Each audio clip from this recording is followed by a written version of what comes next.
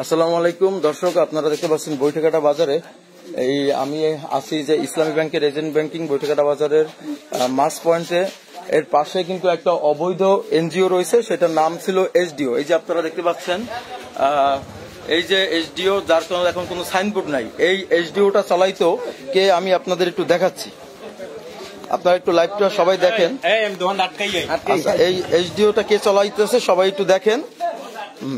এই যে এই দেখেন, এই যে মৎস্য লীগের কৃতি সন্তান। হ্যাঁ, এই লোকটা এই যে স্ক্রিনে যে ছবিটা বাড়ছে, এই যে রিয়াজ, ওর বাড়ি হচ্ছে উত্তর কলারধনিয়া। ও হচ্ছে মৎস্যজীবী লীগের আব্দুল সত্তার, অর্থাৎ মৎস্য যারা রয়েছে, যারা আসল মৎস্যজীবী, তারা চাল না পাইয়া মনে করেন ওর আব্বা আব্দুল সত্তার, ওই সত্তারের গোডাউনে একটু চেক দেবেন, দেখবেন যে হাজার হাজার চাউল মৎস্যজীবীকে এই লুটপাট করে এত বছর খাইছে, শুধুমাত্র মৎস্যজীবীর নাম ধরে, মৎস্যজীবী লীগের পাওয়ার দেখাইয়া। আর ওর পোলায় বৈঠকাটা বাজারে একটা অবৈধ একটা এনজিও খুইলা অনেক বছর ধরে, মনে করেন এক সময় পপুলার, এক সময় এসডিও, কোন সময় মনে করেন এসডিও দিয়ে টাকা দিয়া পপুলারের নামে মামলা দেয়। আর সেই মামলাতে হচ্ছে একজন মোহাম্মদ ইউসুফ আলী নামে একজন অ্যাডভোকেট, ইয়াকুব আলী নামে একজন অ্যাডভোকেট। সেই অ্যাডভোকেটের বাড়ি হচ্ছে কোথায়? স্বরূপকাঠিতে। অর্থাৎ আমাদের যারা ওর এই অবৈধ এনজিও থেকে যেসব লোক না বুঝা আর কি, যারা সচেতন, তারা কিন্তু লোন নেয় না। আর ওর এনজিওতে লোন নিতে কিন্তু অত বেগ পাওয়া লাগে না। তাই যারা এই সহজসভ্য মানে এই লোনটা নিতে ওর এখানে আসে, সাধারণ মানুষ, সহজ সরল মানুষ, সেই মানুষগুলোর সাথে এই শালায় প্রতিনিয়ত এই প্রায় 15 বছর ধরে কিন্তু এরকম জালিয়াতি করে গেছে। আজকে সাধারণ বৈঠকাটার মানুষ সবাই ঐক্যবদ্ধ হইয়া এই ঘুষখোরটাকে বৈঠকাটা বাজারে বসা গণপিটনি দিয়েছে। এবং এখন সেই গণপিটনি দিয়েছে, এমন গণপিটনি মনে করেন তার আগেই কিন্তু সেফ জোনে চলে গেছে। আমরাই মনে করেন দেখতেছি যে একটা বিশাল অকারেন্স ঘটে যায়। এর লেগে কিন্তু ও একটা ফার্মেসিতে নিজে বাঁচার জন্য কিন্তু সেই নিচে। এখন মানুষ আন্দোলনে বাড়ছে, এই অবৈধ এনজিও বৈঠকাটা বাজারে থাকতে পারবে না। বৈঠকাটা বাজারে এই অবৈধ এনজিও থাকতে পারবে না। যে এনজিও থেকে লোন নিয়ে সাধারণ মানুষ 10,000 টাকার জন্য গর্ভবতী মহিলা পর্যন্ত মামলা থেকে রেহাই পায় না। একজন পান দোকানদার, এই দেখতে পাচ্ছেন শহীদ মিয়া, এই যে শহীদ মিয়াটা দেখতে পাচ্ছেন, এই পান দোকানদার, এই শহীদ মিয়াকে একটা মামলা দেওয়া হয়েছে, সেই মামলার নোটিশ পর্যন্ত উনি পায় নাই। এবং উনি লোন দিয়েছে এসডিও থেকে, মামলা দিয়ে হচ্ছে পপুলার থেকে। এই শালায় পপুলারের কোনো সাইনবোর্ড এখানে নাই। এই দেখেন, এমনকি আমাদের ইউপিও চেয়ারম্যান 9 নং কলারধনী ইউনিয়নের জনাব হাসান ডালিম, উনি আইসা বিগত কয়েক মাস আগে এইটা নিয়ে কিন্তু ওর সাথে বসায়। ওর পাওয়ার এবং দাপটে ও চেয়ারম্যানের একটা সিদ্ধান্তকে অপেক্ষা করেছে। কি করেছে? সে চেয়ারম্যান বলে গেছে, তোমার এসডিওর বৈধ কাগজগুলো শো কইরা তুমি তোমার কার্যক্রম চালাইতে পারবা। তার আগ পর্যন্ত এই এসডিও নামের কোন কার্যক্রম তুমি চালাইতে পারবে না। কিন্তু সেই চেয়ারম্যানের সিদ্ধান্ত ও তোয়াক্কা করে নাই। ও এত পাওয়ারশীল একজন মানুষ। আপনারা যারা এসডিওতে এখন পর্যন্ত যারা এর সাথে লেনদেনে এবং যারা এর থেকে লোন নিয়েছেন এবং যদি কোনো মাসিক টাকা রাখেন, তারা দ্রুত চলে আসেন। কারণ যেখান থেকে এখন কথা বলবে বৈঠকাটা প্রেস ক্লাবের সভাপতি শামসুল আরফিন, তিনি ওর কাছে জিজ্ঞাসাবাদ করতে গিয়ে দেখেন কি একটা ছুরি দিয়ে গলায় আঘাত করেছে। এই দেখেন অবস্থা। আর এখনো নিজেই একটা মুমূর্ষু সাইজা অসুস্থ ভান ধরিয়া মানুষকে, সবাই কিন্তু এখানে অবস্থান নিচ্ছে যে মানুষ, যে ওর এই অফিস চলতে পারবে না, যে কোনো সিদ্ধান্ত না দেওয়া পর্যন্ত বাজার থেকে মানুষ যাবে না। কথা বলি, কয়েক মাস আগে আমি যখন চেয়ারম্যানের টিউনো স্যারের সাথে যোগাযোগ করার পরে টিউনো স্যারে চেয়ারম্যানের উপর দায়িত্ব দিয়েছে যে ওইটা একটু দেখেন। চেয়ারম্যান সাহেব আসিয়া ওদের কাগজপাতি দেখে বলছে যে তোমাদের কোনো বৈধতা নাই, বৈধতা না থাকার কারণে তোমরা বৈধ কাগজপাতি দেখাবা, তারপরে কার্যক্রম করবা। আমি আবার বরিশাল সমবায় অফিসে ফোনে যোগাযোগ করছি।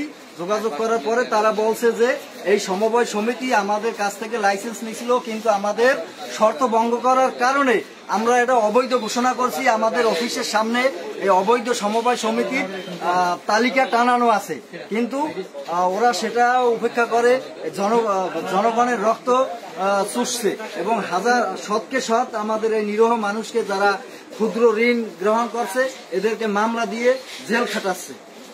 এটার প্রতিকার চাই আমরা। ধন্যবাদ। এই দেখতে পাচ্ছেন এই রুবেল বাহাদুর সবার পরিচিত মুখ। এনার বাড়ি হচ্ছে বৈটিকাটা স্থানে। উনি ডিম ব্যবসা করত। এই লোকটাকে এই 10 দিন হয়েছে জামিনে ফেরছে। এই যে 10 দিন হয়েছে জামিনে ফেরছে। এই লোকটা এখান থেকে সহজ শর্তে কিন্তু একটা লোন নিছিল এই রুবেল বাহাদুর। তাকে লোনটা যখন দেওয়া হয় তখন আমার কাছে বলার পরে আমি বলছিলাম যে ওখান থেকে আপনি লোন নিবেন, ওখানে তো কোনো একটা ত্রুটি বিচ্যুতি বা আপনি টাকা দিতেন সময় মতো না পারলেই তো আপনাকে মামলা দিবে। তো তখন বলছে যে অন্য এনজিওতে তো অনেক কড়াকড়ি, তো ওখানে রিয়াজ আমাকে বলছে খুব সুবিধা পাবে আমাকে লোনটা দিবে। সেই সুবিধা মতো রুবেলকে টোপটা খাওয়াইয়া রুবেলে 8 মাস সেই টর্চার সেল অর্থাৎ জেলে এই ছেলেটি মনে করেন তো ওরা একটা ছোট নাবালক বাচ্চা মেয়ে, সেটা গর্বে সেই ওয়াইফের ছোট বাচ্চা, সেটা তার মুখ দেখতে পারে নাই। এই এত নরপিসা সেই শালায়। আর আজকে সেই বৈঠকের মানুষ সোচ্চার হয়েছে, সবাই মিলে ওর এই অবৈধ এনজিওর বিরুদ্ধে সবাই সোচ্চার হয়েছে। এই অবৈধ এনজিও বৈঠকটা চলতে পারবে না এবং ওর বিরুদ্ধে কঠোর ব্যবস্থা নেওয়া হবে। আমি প্রশাসনের দৃষ্টি আকর্ষণ করছি, মাননীয় ইউনো এবং আমার বর্তমান চেয়ারম্যান উনি লাইভ দেখতেছেন। আমি বলতেছি আপনি এর আগেও এটা একটা ব্যবস্থা নিয়েছেন, কি কারণে ও সিদ্ধান্ত নেয়নি সেই বিষয়ে আপনার কথা মানে নাই। এইসব বিষয়ে আপনি আগামীকাল অতি দ্রুত এটার যথাযথ ব্যবস্থা না নিলে বৈঠকাটা মানুষ ওরা যে কি করবে আমি বলতে পারি না। তো আজকে দেখতে পাচ্ছেন আরো লোক আছেন। এই যে শহীদ ভাইয়ের বিষয়টা আমি এই রবিউল ভাই আছে সে কিছু বলবে। রবিউল ভাই, প্রথমত ওকে আপনি আজকে আসছেন, ওকে যে তলব করার জন্য যে আপনি নিছেন এসডিও থেকে, লোন নিছেন এসডিও থেকে, কিন্তু মামলা করছে পপুলার থেকে। তো তারপরে আপনার এখানে আসার পর আপনি ওর কাছ থেকে রেসপন্সটা কেমন পাইছেন? আমরা যখন লোন নিয়েছিলাম তখন ও এসডিওর ম্যানেজার ছিল এখানে। তো তার কিছুদিন পরে ওনাকে এরিয়া ম্যানেজার হয়েছে, আর এখানে একজন ম্যানেজার আসছে। তো আমরা হঠাৎ করে একটা নোটিশ পাই, পপুলার মাল্টিপারপাস কোঅপারেটিভ সোসাইটি নামে, স্বরূপকারী জগন্নাথকারী বন্দরে ওঠার অফিস।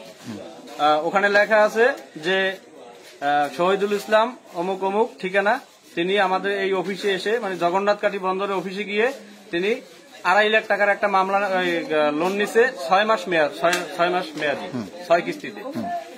এটা সে সময় মতো পরিশোধ, কিন্তু আমাদের লোনটা ছিল কিন্তু 18 মাস মেয়াদি, 18 কিস্তিতে মাসে 7,000 সামথিং, কিন্তু ওইখানে আছে 2.5 লাখ টাকা 6 মাস মেয়াদি। সম্পূর্ণ মিথ্যা কথা। আর ওই যে জগন্নাথ কাঠির ওদের যে অফিস, ওটা আমরা জানিও না জগন্নাথ কাঠি, আমরা তো এসডিও থেকে লোন নিছি, তাদের পপুলারের সাথে আমাদের কাছে কোনো সম্পর্ক নাই।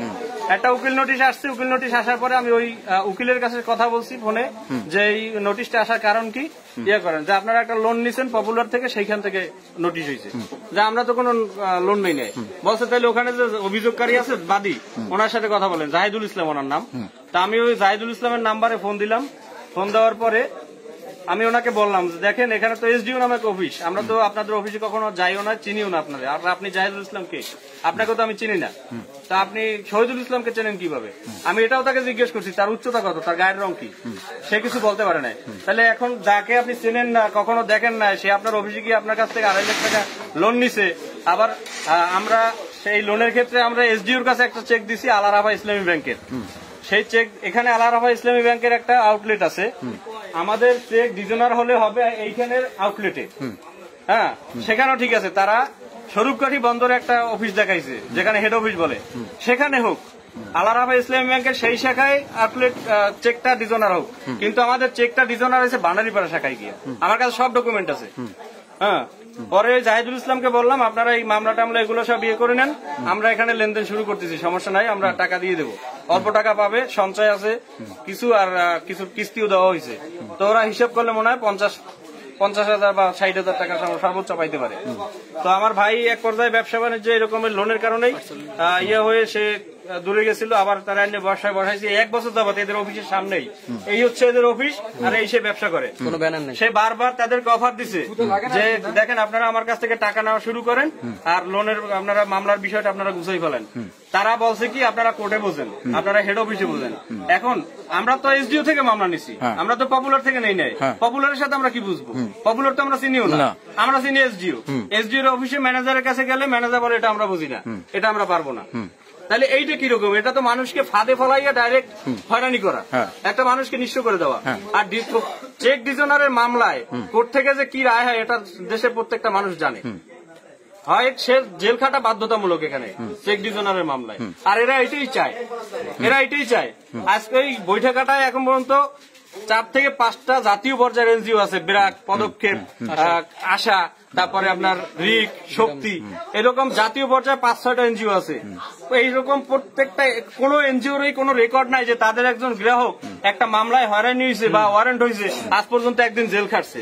অথচ এরা কি এমন হ্যাডাম হয়েছে এই বৈঠকেরা এই রিয়েল চাইন্ডা এই তার নিজের এলাকার মানুষের এরকম হয়রানি করে, ও কিসের পাওয়ার এসব করতেছে? মৎস্য লীগের পাওয়ারে।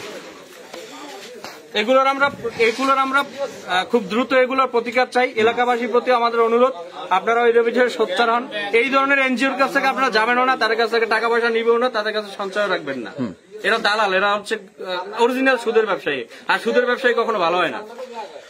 দর্শক, এই যে রিয়েজা, ঠিক আছে, এই রিয়েজা এই শালায় মনে করেন ওর দ্বারা যদি কেউ কিছু জিগাইতে যায়, ও যে ভাবটা লয় পেটটা এরকম জায়গায়, ঠিক আছে, এমন ভাবে ভাবটা লয়, ও একটা এসডিও আর ওর কয়টা চামচা আছে, মনে করেন এই চামচা কয়টা সব এই বৈঠকের কেউ না, বৈঠকের ওই জায়গা কেউ ইয়ে করে না। ওই ইয়াতে ওই পাহুরের একটা আছে ওই মরাসানকারীর ওই সাইডে, একটা আছে হকের মিলের ওইখানে, হ্যাঁ, এইসব জায়গা কয়টা চামচা আছে। হেরা ওরে হারাদিন যে সারসার হরে মনে করেন কি কম, মানে ও যে এত বড় একজন অফিসার ইনচার্জ, সরি, তো এর যে মনে করেন পাওয়ার আর এর যা প্রভাব, এর কারণে সাধারণ নিরহ মানুষগুলা যদি মামলা খাওয়ার পরে যদি কোনো তদারকি বা স্থানীয় গণ্যমান্য নিয়ে আসতো, ও ভাবটা নিত কি জানেন, একটা অফিসে আমরা যদি আশা পদক্ষেপ অফিসে যাইতাম, যাওয়ার পরে কিন্তু যেই হোক না কেন সে ম্যানেজার বলতো বসেন চা খান, হ্যাঁ, বা বিষয়টা দেখতেছি।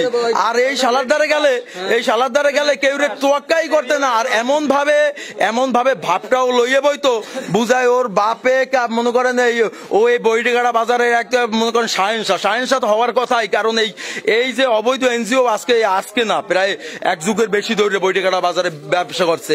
অথচ কেউ কোনো এতদিন এই আওয়ামী ফেসিবাদ সরকারের আমলে এইটা চোখের পার সবাই দেখছে আর ওরে লইয়া মাথায় লইয়া নাচছে, কেউ কোনো প্রতিবাদ করে নাই, বুঝছেন। আর এখন পর্যন্ত মনে করেন ও এখনো যে বলে যে পাওয়ারের কথা কইতেছে, আর ওর কাছে যদি কেউ কোনো বিষয় লইয়া যদি জিজ্ঞাসা করতে যায়, ও এমন ভাবে বুঝায় আর কি, এমন নোটিশ দেখায়, এমন কাগজপাতি দেখায়, কিন্তু একদিন জিজ্ঞেস করবেন যে তোর এসডিও লাইসেন্সটা একটু দেখা। আরে এনজিও নামক আয়নাঘর, এটা একটা এনজিও নামক আয়নাঘর। ওরে চেয়ারম্যান কইছে বৈধ কাগজ তুই দেখা, তুই বৈধ কাগজ দেখাইয়া তোর কার্যক্রম শুরু করবি, ঠিক আছে, তোর বৈধ কাগজপাতি দেখাইয়া তুই এনজিও শুরু করবি, তার আগে তুই এনজিও শুরু করতে পারবি না। সে চেয়ারম্যানের পর্যন্ত চেয়ারম্যানের সিদ্ধান্ত মানে নাই, তা ও কতটা পাওয়ারফুল ছিল বুঝেন। তাহলে এখন বোঝেন যে আমাদের বৈঠকাটার মানুষ অন্যায়রা কিভাবে প্রশ্রয়তেছে এতদিন, কিন্তু করার কিছুই নাই।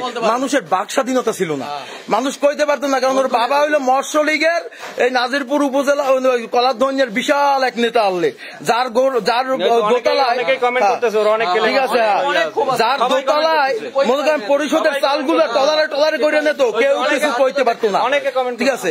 এখনো সুযোগ আছে, এখন আপনারা যার দাবি আছে কালকে সকালে চলে আসবেন, ঠিক আছে, সকালে সবাই চলে আসবেন, ঠিক আছে। এমন অবস্থা ও এইরকম ভাবে বারবার মনে করেন এই বৈঠকাটা বাজারের মানুষগুলার মামলা হামলা দিয়ে এমনকি বয়স্ক মহিলা এবং মানুষদেরকে হয়রান করে যাচ্ছে। আর ওর বাবা এত বড় লুচ্চা, ওর বাপের নারী পর্যন্ত, ওর বাপের নারীর বুড়ার বাচ্চা এখনো মনে করেন নারীর পিছু। তা আপনাদের সবাইকে অবগত রাখলাম, আপনারা যারা এসডিওর সাথে সংশ্লিষ্ট আছেন এবং যারা লেনদেন আছে অতি দ্রুত কালকে চলে আসেন, ওকে আইনি আওতায় আইনা, ঠিক আছে, ওর হেড অফিস ওর মাথার উপর রাখিয়া কালকে বৈঠকাটা ওর উকিল দ্বারা আইনা, ঠিক আছে, যে উকিল স্বরূপকারীর উকিল হইয়া নাজিরপুর পিরিজপুরের মানুষের মামলা দেওয়া, নোটিশ দেওয়া, ঠিক আছে, এই দাখিল পেশে উকিল হালার করে হালা তোর খাইছি মনে করেন। এখন ওরে কালকে মনে করেন ওর হেড অফিস যদি এই বৈঠকাটা ও না আনতে পারে, তা ও শালাই মনে করেন কোথায় যাবে, চাঁদের দেশে যাইতে পারে, আমি কইতে পারি না। তো দর্শক ভালো থাকেন, আর পারলে ভিডিওটা বেশি বেশি শেয়ার দেন, সবাইকে সচেতন করুন। আসসালামু আলাইকুম।